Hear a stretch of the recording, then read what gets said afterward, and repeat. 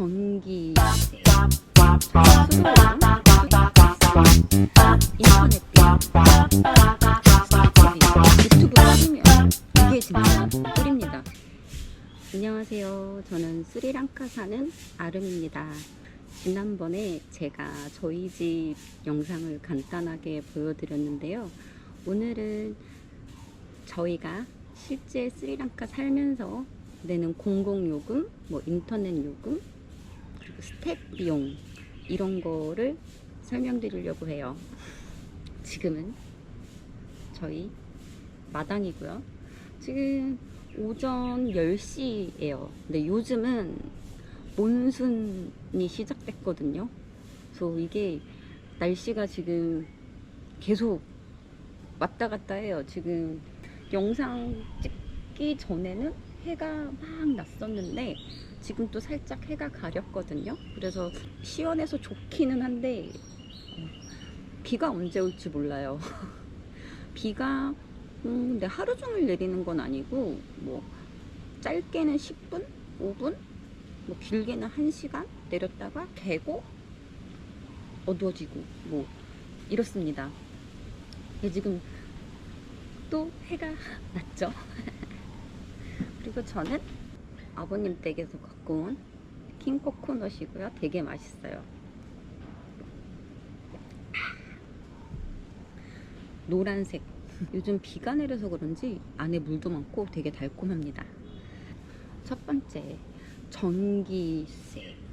전기세는 저희가 집도 크고 뭐 에어컨도 계속 켜고, 그리고 남편이랑 저랑 둘 다 전기 스쿠터를 사용하고 그래서 그러는지는 모르겠는데 전기세가 좀 많이 나오는 편이고요. 한 달에 많게는 1200유닛, 적게는 900유닛 요 정도 사용하는 편이고요. 요금은 월 평균 5에서 한 6만 루피 정도 나오고요. 이게 달러로 150에서 200달러.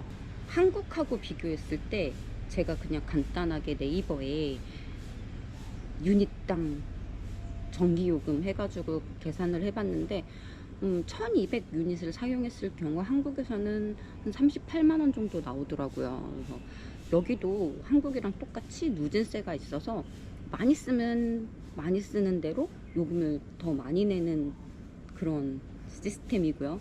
저희는 최고 등급의 누진세를 내고 있습니다. 그리고 전기 얘기하니까 이제 정전 이슈가 있잖아요. 스리랑카에는 2년 전에까지는 정전이 굉장히 잦은 편이었는데 최근 1년간은 특별한 일이 있지 않는 한 그 급작 예고 없는 정전은 없고요. 갑자기 전기가 나가는 경우, 이런 경우는 5분 안에 전기가 들어오는 편이고요. 예고 있는 정전, 그러니까 계획된 정전은 한 달에 한 번 정도. 그거는 이제 저희가 전기요금 고지서를 받는 핸드폰으로 문자가 옵니다. 몇 월 며칠에 몇 시부터 몇 시까지 우리가 어디를 공사할 예정이기 때문에 정전이 예정된다. 그래서 그런 경우는 아침 8시 반부터 오후 5시까지 정전이 되고요. 한 달에 한 번 정도, 뭐 2달에 한 번? 이 정도 있는 편이에요. 두 번째, 수도요금. 수도요금은 저희는 한 달에 6에서 7천 루피, 약 20달러 정도 요금을 내고 있고요. 저희가 이 물을 사용하는 방법은 두 가지 방법이 있는데요. 정부에서 주는 물, 거버먼트 워터라고 하고, 그러니까 수돗물이라고 하죠.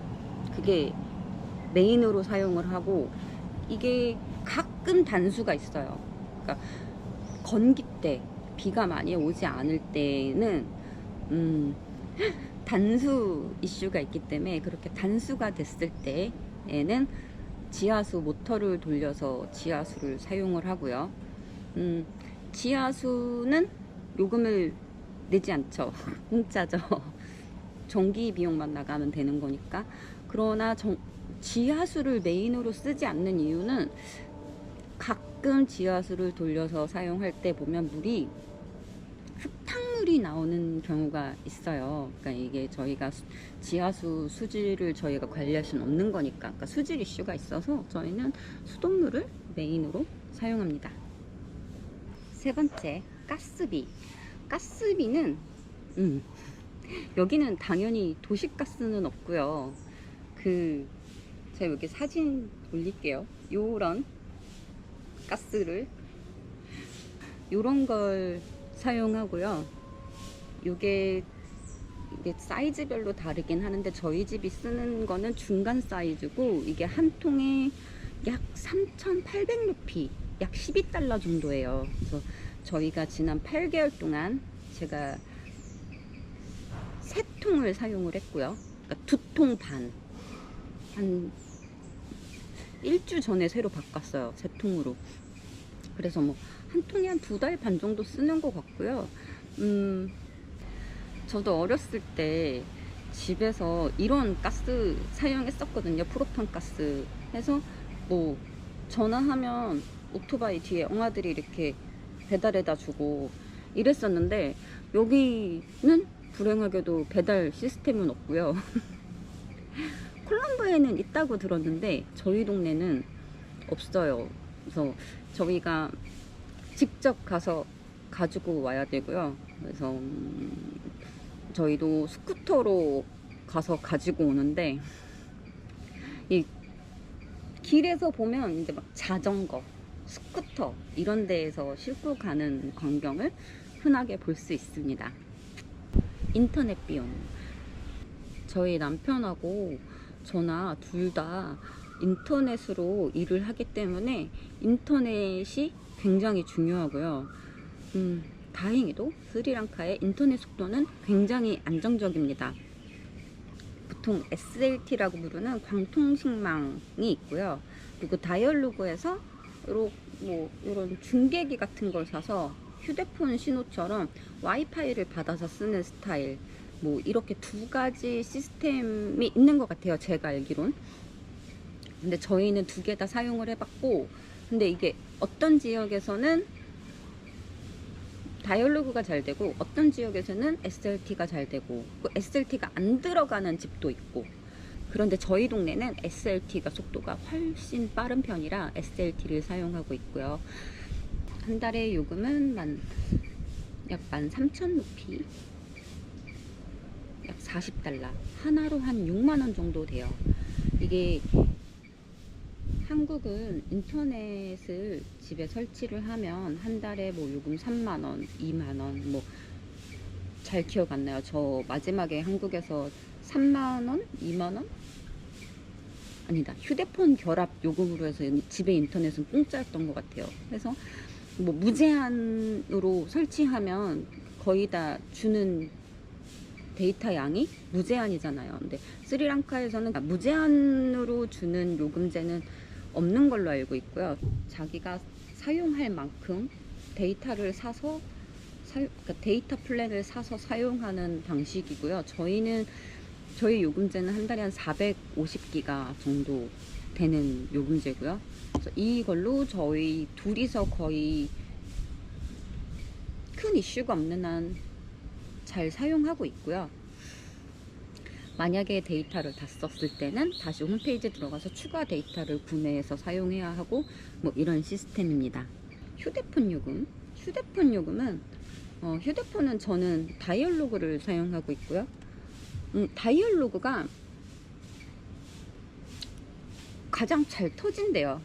그 주위의 친구들도 보면 다 다이얼로그를 쓰고 있고, 그렇습니다. 휴대폰은 eSIM을 사용하고 있고요. 다이얼로그 eSIM. 그래서 휴대폰에 한국 물리적 심 카드를 넣어놓고 한국에서는 문자만 받고, 다이얼로그에서는 eSIM을 받아서 여기서는 사용을 하고 있습니다. 이 다이얼로그 앱에 내가 어느 일정 금액을 충전을 해서 전화 걸 때나 거기서 차감되는 방식이고요. 그 전화나 문자나 요금은 되게 저렴해요. 뭐 문자 하나 보내고 나면 뭐 5루피 이렇게 차감되는 것 같아요. 그리고 데이터 요금은 데이터가 10기가에 715루피, 약 2달러. 그리고 20기가가 1225루피, 약 4달러. 그래서 제가 지금 지난 3년 동안 사용해 본 결과 20달러면 한 달 사용하기 충분했고요. 그래서 여기서 한 달 동안 휴대폰으로 쓰는 비용은 저희 남편하고 저랑 둘 다 합쳐서 한국 돈으로 한 10,000원 정도가 안 된다. 그리고 디지털 구독 비용. 많이 요즘 구독을 하시잖아요, 이것저것. 근데 그 대표적으로 제가 사용하고 있는 거 딱 2개 사용하고 있거든요. 넷플릭스랑 유튜브 프리미엄. 넷플릭스는 그렇게 싸진 않아요. 넷플릭스가 제가 사용하는 요금제가 스탠다드 해서 2개 회선 사용 가능하고 이런 요금제인데 한 달에 7.99달러. 스리랑카 넷플릭스에 뭐 가끔 뭐 한국에서만 나오는 콘텐츠 이런 거 보고 싶을 때는 VPN을 켜서 넷플릭스를 실행하고 보면 또 거의 다 잘 나옵니다. 그리고 유튜브 프리미엄, 이게 진짜 꿀입니다. 유튜브 프리미엄은 스리랑카에 이것도 서비스 시작한 지 오래되진 않은 걸로 제가 알고 있어요. 한 1년 반 전부터 시작했고요. 그래서 유튜브 프리미엄은 개인은 629루피래요. 약 2달러 정도. 그리고 저희는 가족형 쓰고 있는데 저희 남편하고 저랑 둘이 쓰는 가족은 1199. 그래서 이것도 약 4달러, 3.57달러 뭐 이 정도 되는 금액이고요. 근데 중요한 거, 이게 해외 카드로는 결제가 안 됩니다.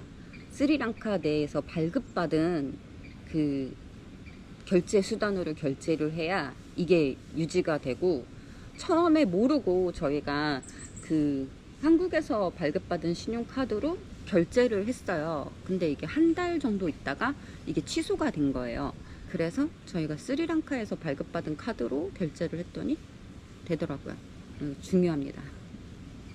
스태프 비용. 저희는 총 2명의 직원이 있고요. 첫 번째 직원은 저희 집안일 하고 모든 집에 이런 사람 부르는 거 뭐 이런 거 관리해 주시는 분, 카순이라는 친구가 있고요. 이 친구도 30대 초반? 그리고 저희랑 같이 일한 지는 2년이 좀 넘었어요. 근데 굉장히 성실하고 중요한 거 되게 똑똑해요. 그래서 제가 맨날 남편한테도 하는 말이 나는 카순 없으면 못 살아 이러거든요.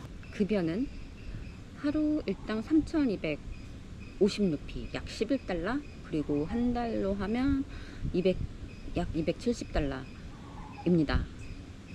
그리고 두 번째, 저희 가든하고 수영장 뭐 이런 거 관리해주는 친구고요. 티샬라. 이 친구는 20대 초반. 우리 집에서 일한 지는 지금 2달 반 정도 됐고요. 이 친구가 특이한 게 저희 아버님 댁에서 20년 정도, 20년 넘게 일해주시는 분의 아들이에요. 굉장히 성실하고 진짜 일 잘하시는 분 아들이라서 저희 그래서 더 약간 믿고 맡겼는데 만족하는 중이고요. 그리고 근데 이 친구가 진짜 귀여운 게 뭐 일하다가 모르는 게 있으면 자꾸 아빠한테 전화를 해요. 자기 아빠한테 전화해서 막 물어보고. 그리고 아버님 댁이랑 저희 집이랑 굉장히 가깝거든요.